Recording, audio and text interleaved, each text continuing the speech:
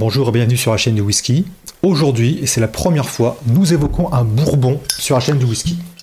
Il s'agit du Woodford Reserve Distillers Select. Embouteillé à 43,2 degrés à Versailles, non pas dans les Yvelines, mais dans le Kentucky, aux États-Unis.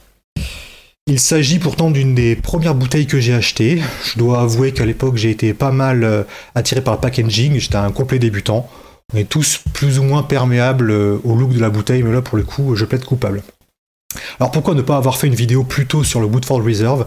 Eh bien, en toute honnêteté, parce que j'étais dans l'incapacité de décrire ce que je ressentais pour les bourbons. Sur la chaîne de whisky, on avait beaucoup évoqué des scotch et quelques autres whiskies des autres pays d'Europe. Et pour ces whiskies-là, des images mentales me viennent relativement facilement, des saveurs, des odeurs, j'arrive à peu près à décrypter. Par contre, pour les bourbons, j'ai vraiment eu beaucoup de mal dans un premier temps. Je dirais pas que j'ai le palais fin, même maintenant, mais que j'arrive à m'améliorer à force de comparer.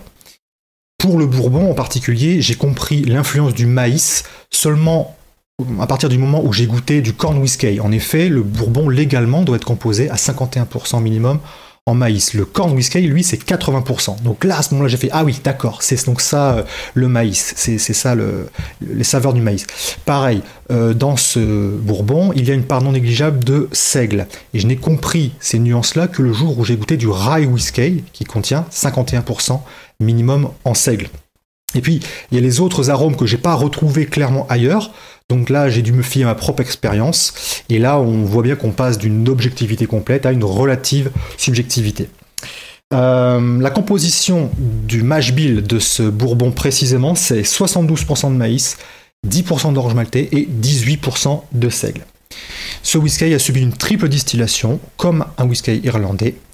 Le Woodford Reserve, la distillerie, c'est la seule des États-Unis à utiliser des pot still, donc des alambics col de cygne, les autres utilisant des alambics continus, qu'on appelle aussi des alambics à colonne.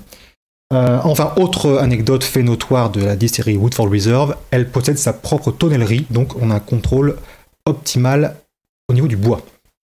Alors, au niveau du produit. Assez chaud, sucré, presque chocolaté au nez. Odeur de solvant. Alors, désolé, mais j'ai pas trouvé mieux. Je retrouve cette note de solvaté, dirais-je, dans tous les bourbons quasiment que j'ai goûté. Fruits rouges également. Bois brut, bois ciré, presque fleuri. Ça, le côté fleuri, ça vient du seigle. En bouche.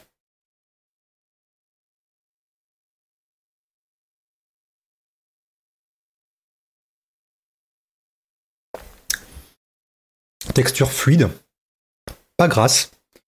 On retrouve tous les arômes du nez. Il y a des épices aussi, beaucoup, mais maîtrisées par le maïs.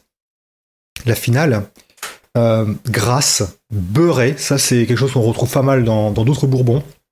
Enveloppante, très enveloppante dans un premier temps. Très longue. Et ce côté enveloppant se transforme petit à petit en sécheresse, côté sec, côté astringent, qui se manifeste longtemps après. Et de la vanille également. C'est un produit qu'on trouve chez les cavistes et sur internet à une quarantaine d'euros environ.